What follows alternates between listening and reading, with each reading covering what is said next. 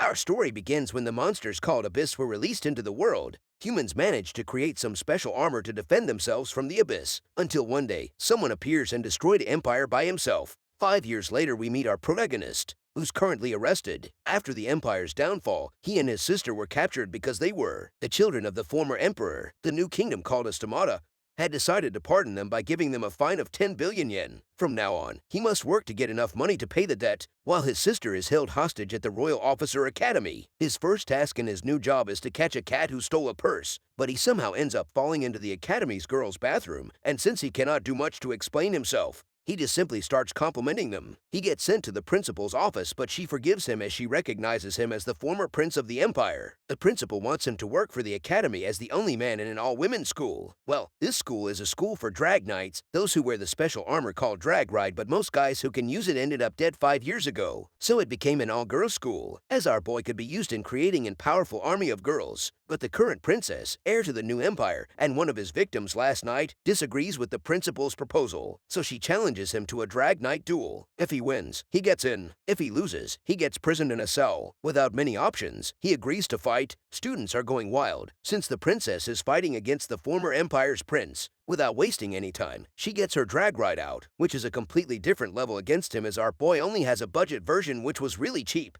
She takes the initiative, but he dodges all her attacks until his drag ride can't handle it. Mid-fight, he apologizes about the bath incident, but she takes offense and shoots a huge beam as her attack, then follows up with her ultimate ability, which drains her stamina drastically and almost loses control. And out of nowhere, an Abyss shows up, causing everyone to panic. The Abyss unleashed an attack. He has to block it with his cheap-ass drag ride, saving her. With his excellent piloting skills, he manages to lure the Abyss into getting sniped by her railgun and saving the day. After the fight, she thanks him for saving her and allows him to enter the school. The next day, our boy visits her. She reveals that she was a captive of the new empire, as her father was part of the coup d'etat. She was captured and marked as part of the former empire when the coup succeeded. But then, she decides to join the new empire, mainly as a puppet princess. The next day, he is asked to assist the Knight Squadron, an elite group who set out to stop a large force of Abyss. Upon reaching there, he finds the captain for the former Imperial Knight Squadron who wants to kill Princess and restore the empire. He stops him and activates his Black Drag Knight, revealing that he is the one who single-handedly destroyed 12 of the Empire's Drag Knights. He destroys him and his army of Abyss monsters with only one move. That night, the principal gives him a flute they retrieved from the captain. She adds that he was using the flute to control the Abyss. Meanwhile, he accepts a paid request from a blue-haired girl. The job is to pretend to be her boyfriend for a week. She's a daughter of the count in another country, and another noble wants to marry her, so she wants to fool her family to avoid marriage. While her butler watches her dating the former prince, the next day, they both go on a date, but they're attacked by the remaining rebels, trying to take them hostage. She transforms into her drag ride while he covers for her, while she takes them out, revealing her skill can predict the future. The next day, they are set to investigate the Abyss ruins. However, the one leading the expedition is the one who wants to marry her. She takes the initiative, entering headfirst into the unknown ruins. Everyone follows her, but a brute version of the Abyss monsters appears and starts causing chaos. The knights start attacking it, but the prince finishes off the monsters after, following up her ice cannon. And when she's about to finish the monster, suddenly, she can't use her powers, causing the monster to attack, but our boy saves her. Finally, the prince finishes off the beast. As the monster explodes, everyone was blown away. He wakes up with her to investigate the ruins further. He asks the reason why she is adamant about finding the Black Hero, aka him. She responds that the Black Hero might not have a limit in using his drag ride, just like her. Upon arriving at the altar, she activates the key and a door opens. She reveals that she's not from the human world but rather a survivor of the ruins. The two go deeper into the ruins. Then she reveals she was found by the kinfolk family. He then tells about his past and how his childhood friend had saved him and his sister.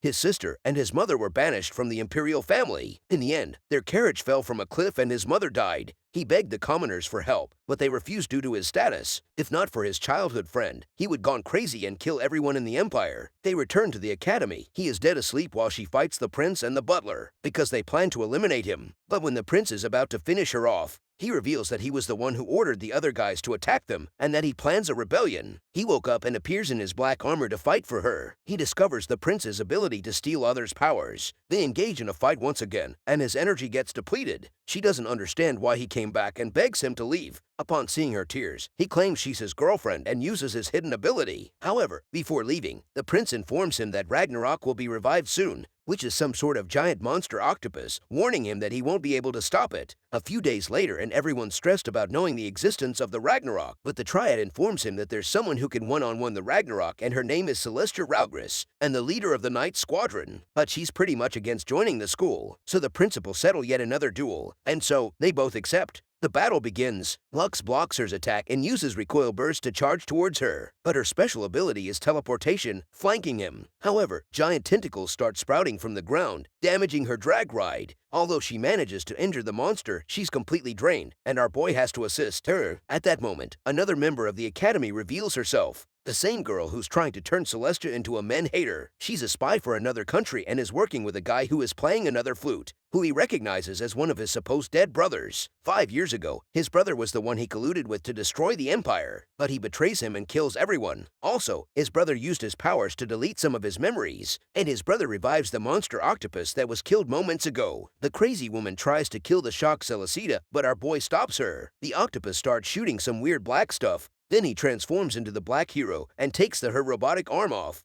He uses his amazing speed to cut throughout every tentacle on his way. Celestia sneaks up on her, but in the end, can't kill her. Meanwhile, our boy finally kills the octopus, and then the flute guy reveals herself as Hayes, which is not his brother, but his sister. The two flee the scene but warn them they will be back. Later that night, giant whale-like ruined thing appear outside in the sea, and the principal tells everyone to investigate it, so everyone in the squadron enters the ruins. Upon inspecting the ruins, they find a child sleeping beneath a concrete pile. She touches the child, and it turns out she's a robot-like guardian of the ruins. Recognizing her as an administrator, they call everyone to their location and think about opening up one of the doors leading deeper. However, during the investigation, our girl experiences headaches. Over time, her headaches become severe, telling our boy that something's coming. A monster appears and attacks one of them. Our boy duels it and gets informed that there are 3 of them on the loose. Their mission is to stop them from further disrupting their investigation. However, she rushes to the next altar, and he follows her. He asks if she's been to the island before, but she doesn't tell him anything. When arriving at the exit, the two find themselves outside, and our boy unlocks a core memory of the past. A monster appears and sends her flying inside a ruined church. He finishes off it and goes inside the ruined church to find her. Inside, he finds the place used to be a former human experimentation lab of the Akkadian Empire, and she was one of the subjects of the experiments. While exploring the rooms, he finds her in a corner, but suddenly she strangles him, and turns out she's an abyss. Turns out she died 5 years ago, and the Empire got a way to revive her as an abyss. That's why her sister, the principal, is desperate to search the ruins,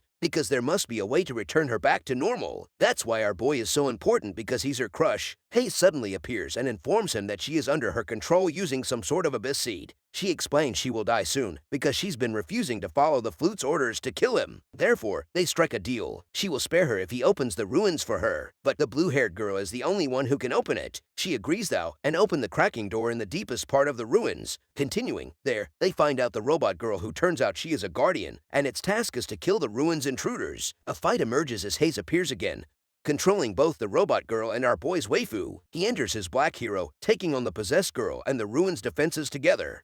Hayes uses her crystal ball to summon another Ragnarok. Our boy and his group of girls take on the monster. He starts to get flashbacks to when his brother betrayed him, telling that he's a foolish, weak, and naive. He will never change. His ideals are empty, and he cannot protect anybody. He gets restrained by the Ragnarok. But our girl, who returned to normal, starts tearing up, asking him to stop fighting for others and hurting himself. You need to fight for yourself, she says. Now he is even more determined than before. He raises his head and unlocks his absolute power. Using his unreachable speed, he cuts throughout the Ragnarok, even destroying the ruins. His brother, who's actually alive, appears and convinces Hayes to retreat. The Ragnarok is defeated, and Hayes retreats. Later, our boy wakes up with his waifu by his side. Finally, she is free of the abyss controls, and she finally joins him. Some days later, our boy and his sister get approached by a prisoner who escaped the prison and decides to pledge her loyalty to him. He agreed and to meet at night. When they meet at night and she asks him what's the plan, well, this girl thinks he's pretending to help everyone.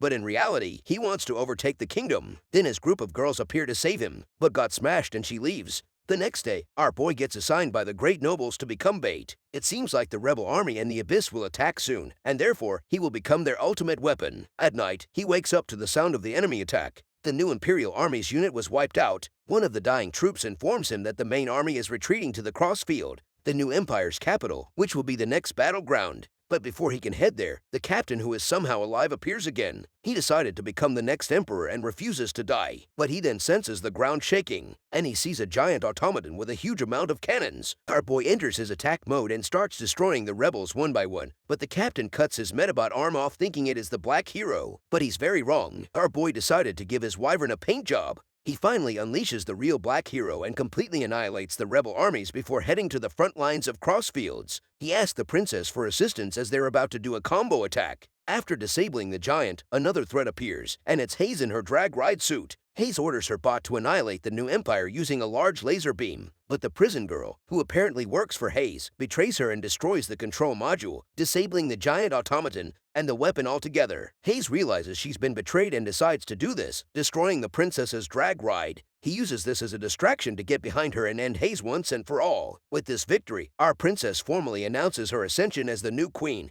and introduces our boy as the new king. Thanks for watching. Please make sure to subscribe and watch my other videos if you're into my content.